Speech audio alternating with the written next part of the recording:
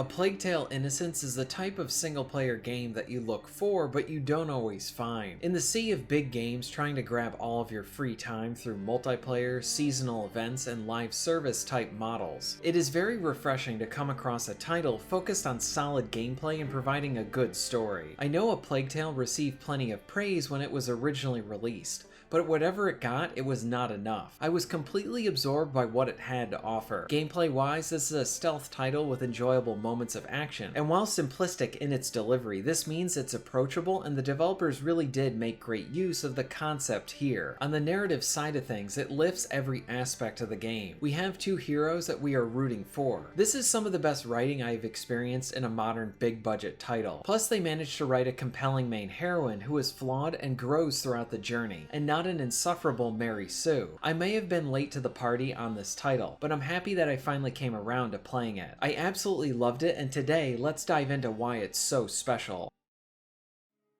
The main focus of the gameplay is on the stealth. You will be relying on timing your movements and hiding in tall grass to not alert the guards to your presence. On top of this, you can hit objects in the environment with a rock to cause a distraction. The game will inform you of which guards will be alerted to this action, so you can plan accordingly. When no box of metal is available, you can use large pots as a means to create a distraction anywhere. You are very limited in how many you can carry as well. There is an enjoyable simplicity to the stealth, but something that I really liked about this game is how it continually adds on new mechanics and items for the player to use. To clarify, this doesn't mean that the entire game feels like an overlong tutorial, where it never feels like it gets going, but rather it is engaging from start to finish and provides more for the player. It stays to being simple yet growing with its elements to keep it fresh for the entire run of the story. You can even see this with how you use your sling. At the start you can hit things with it, but a chapter later on you can use this as a weapon against soldiers with no helmets on. Plus the sound and impact is very satisfying as you wind up a rock and then hurl it towards an enemy.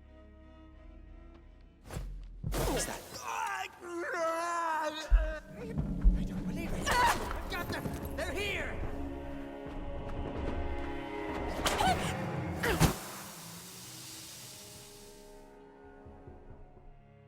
The sling is one of your most important tools, and it lends itself well to a lot of tension. For one, you need to wind it up before you can release a rock at an enemy. This means that you need to be in a good position away from a charging soldier. I have been in plenty of situations where an enemy was about to hit me, and I was able to get the rock out before that happened. Now you have plenty of other consumables that you can either throw or fire off from your sling. Some create fire in the environment, others extinguish it, another can cause an enemy to take their helmet off, leaving them vulnerable to a rock from your sling. All of these can be crafted from supplies you find, and one of the most useful is one that allows you to perform a stealth takedown. Or if you're about to be hit, this can act as a get out of jail free card, being a counter to allowing you to live a little bit longer. It is important to note that the same supplies that you are using for crafting your items are the same ones used for upgrades, and it all comes down to player choice on what is more important to you at that time. Rats are another element that you need to contend with. In many of these situations, you will need to try and find a light source, or create them to find paths through the swarms of rats. The stealth and combat areas get more interesting as they mix in both guards and rats to contend with. For example, you may need to eliminate a guard while also being surrounded by rats, but the guard is carrying a torch, so the rats won't hurt him initially. But if you throw an extinguish on him, then the rats will take care of the guard for you. I really enjoyed these situations since it was trying to use one foe against another to proceed. Rats restrict your movement, whereas when you're in situations without them, you can freely run away and hide if you're being detected. But if this happens and rats are around you, you are very limited to where you can go. Now, something else that I want to point out is that most of these stealth encounters feel like mini puzzles, where you are trying to figure out what to use in the environments, what supplies you have to make it out alive. There is a bit of freedom in how you approach some of them, but in many cases there is just one correct solution. Now, not every area is like this. There are a handful of situations where the stealth sections are much larger, and you're able to explore a bit and choose different paths to get to your end point. This is seen a lot towards the end of the game, where you are able to control the rats. In many of the endgame scenarios, you have a lot of options that you can use to be more direct with the guards, or use stealth, or a combination of the two. This all ties into what I said before. A Plague Tale is a game that compounds throughout the adventure, always building and presenting something interesting to the player. Now there are other gameplay elements as well. There are some light puzzle-solving elements where you're trying to find an object to get up higher, or where you are trying to give a few people orders to create a bridge. To punctuate some of the more intense moments are these running sequences. They act as these linear set pieces that are fun and very much focused on the visual spectacle of it. There are some more one-off or limited situations, like when you are giving orders to allies to create distractions or take guards out for you. The rats are even featured in some of these. For example, I really like how the developers kept coming up with interesting situations to put the player in. So you mainly fight the rats with the fire, since they do not like the light. But this is brought up in a different manner about halfway through the game. You are in the middle of a storm and need to deal with the rats. It is here where the player and the characters find out that the flash of light from a lightning bolt will scare the rats. This results in the player timing their movements with the lightning to get past. It is a very fun sequence, and as another example of compounding, as you need to time yourself with the lightning and create some fire to finish the area. There's parts where you need to use a light beam to create paths through the rats. There are a few boss fights featured here as well. The first is a memorable encounter against a much larger foe, and you need to knock off his armor. Towards the end of the game, there is another where you need to extinguish flames to use the rats as weapons to kill your foe. And the final boss is appropriately challenging, and an impressive spectacle as well. Another thing I wanted to mention is how attacks can kill you in one hit. This never really became annoying, but rather reinforced that you are a vulnerable teenager that is thrown into this crazy situation. This vulnerability fuels much of the tension and adds weight to every situation that you are in. Look out! Do something! We have to leave. Now! Faster! Hey! Stop! We need you! Look!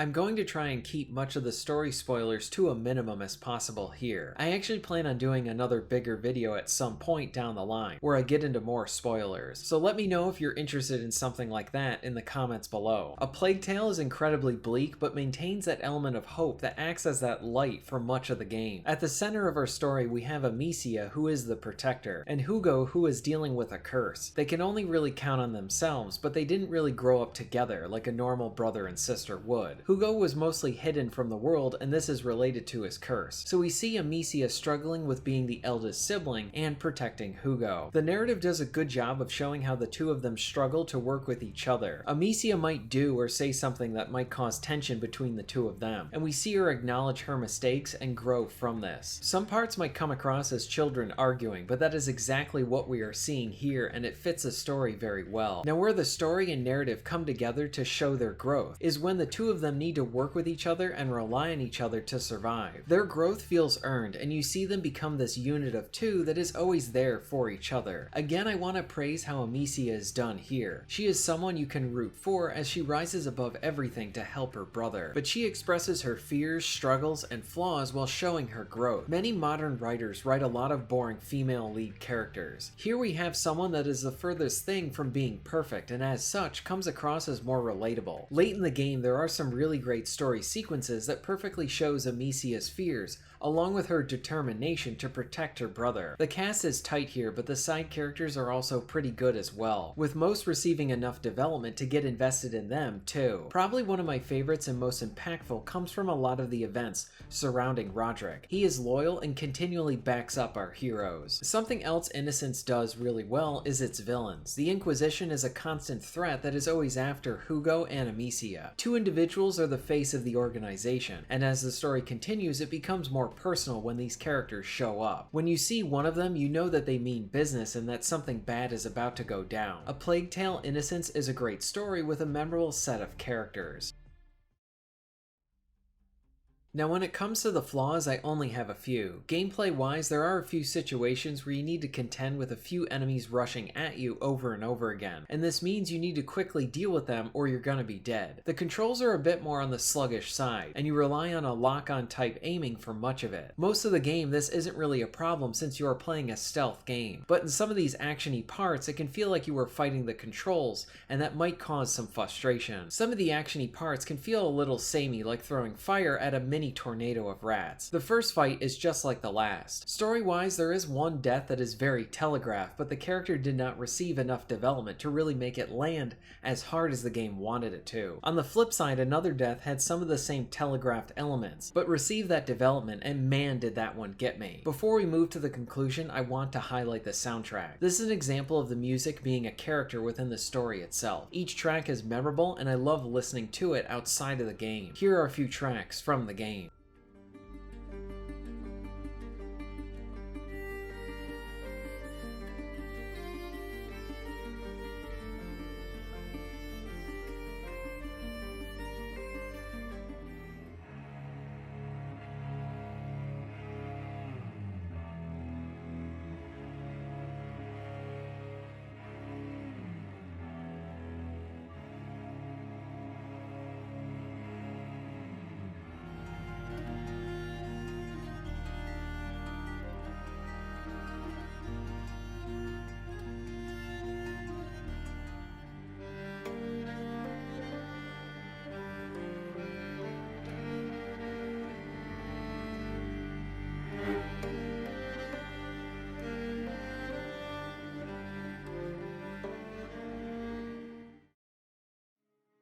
Overall, Plague Tale: Innocence is easily one of my favorite modern games. I found the stealth gameplay to be simple and engaging. Much of this comes down to how each area felt like its own mini puzzle that you need to figure out, along with how the developers would layer on more mechanics. This meant that your toolset would grow and continually give you more options. And while there weren't that many, I did enjoy the more open areas where it allowed for more freeform in how you tackled them. Story-wise, the journey of Amicia and Hugo is a memorable one. You care about these two, and the entire tale is pretty well written. This is a game focused on solely entertaining the player. This is not a story trying to wedge in annoying messaging, or even trying to have pushy yet poorly written female leads, but rather the developers were focused on entertaining, and they succeeded at just that with solid gameplay and a compelling set of characters and story. This felt like a lightning in a bottle situation, and I thoroughly love this, and I highly recommend it. If you're interested in being notified of new videos, please hit the subscribe button and bell. And if you would like to support the channel and get early access to content, please check out my Patreon. All of the links will be at the end of this video and within the description. And thank you very much for watching.